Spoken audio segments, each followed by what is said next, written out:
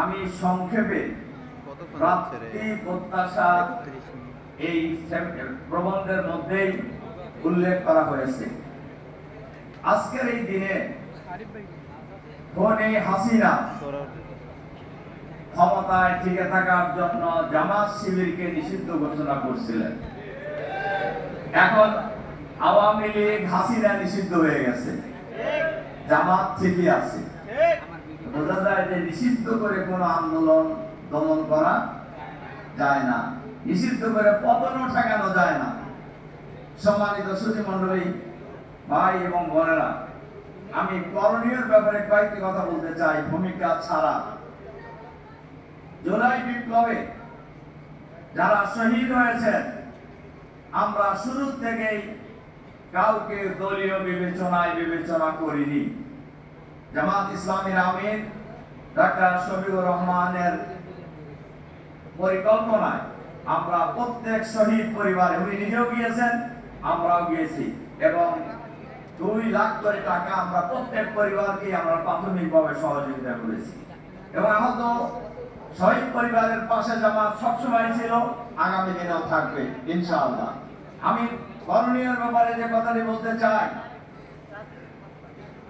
6 সালের 28 অক্টোবর পরপর হত্যাকাণ্ড, বিডিআরের হত্যাকাণ্ড, শাপলা চত্বরের নিরীহ আলেম ওলামাদেরকে নির্বিচারে হত্যাকাণ্ড, জুলাই বিপ্লবে হত্যাকাণ্ড, জামাত ইসলামীর তদানীন্তন আমির শহীদ আমির জামাত মাওলানা মতিউর রহমান নিজামী সহ যত নেতৃবৃন্দকে খুনি হাসিনা হত্যা করেছে, সকল হত্যাকাণ্ডের বিচার দ্রুত শেষ করতে হবে বাংলাদেশের মাটিতে। এবং জামাত নেতৃবৃন্দকে বিচারের নামে যারা হত্যা করেছে, এই হত্যাকাণ্ডের সাথে খালি হাসিনাকে ফাঁসি দিলে হবে না। এই বিচারের সাথে যারা জড়িত, বিচারপতি, প্রসিকিউশন, তদন্ত কর্মকর্তা, মিথ্যা সাক্ষী দাতাদেরকে অবিলম্বে গ্রেফতার করে বিচারের আওতায় আনতে হবে। তার কারণ এরা খুনি, খুনিদের কোনো ক্ষমা নাই। সরকারের কাছে বলবো, সরকারের ভিতরে বাইরে যে ফ্যাসিবাদের দোসর আছে, তাদেরকে অবিলম্বে চিহ্নিত করতে হবে, গ্রেফতার করতে হবে, এবং না হইলে সরকার সফল হতে পারবে না। ফ্যাসিবাদের ভূত যদি সরকারের ভিতরে থাকে, প্রধান উপদেষ্টা আপনার যতই চেষ্টা করেন, আপনি সফল হতে পারবেন না। কাজে ফ্যাসিবাদের ভূত আপনার আশপাশ থেকে সরাতে হবে। বাংলাদেশের মানুষ প্রায় 20 বছর হলো ভোট দিতে পারে না। ভোট, মানুষের ভোটাধিকার নিশ্চিত করতে হবে।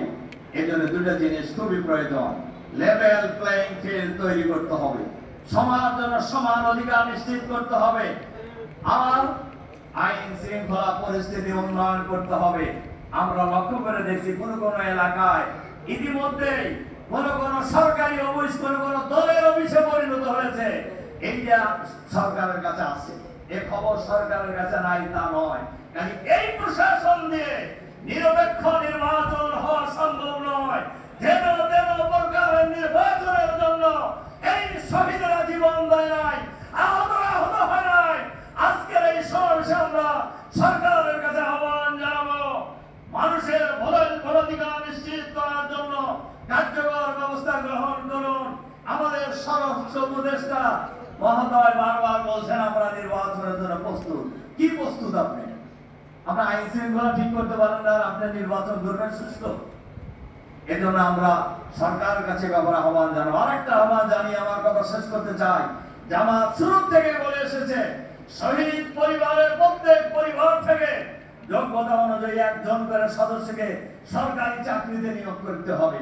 আর আহতদের এই সরকারের দায়িত্ব হলো তাদের পুনর্বাসন করা, যাদের রক্তের বিনিময়ে, যাদের জীবনের বিনিময়ে আমরা নতুন বাংলাদেশ পেয়েছি।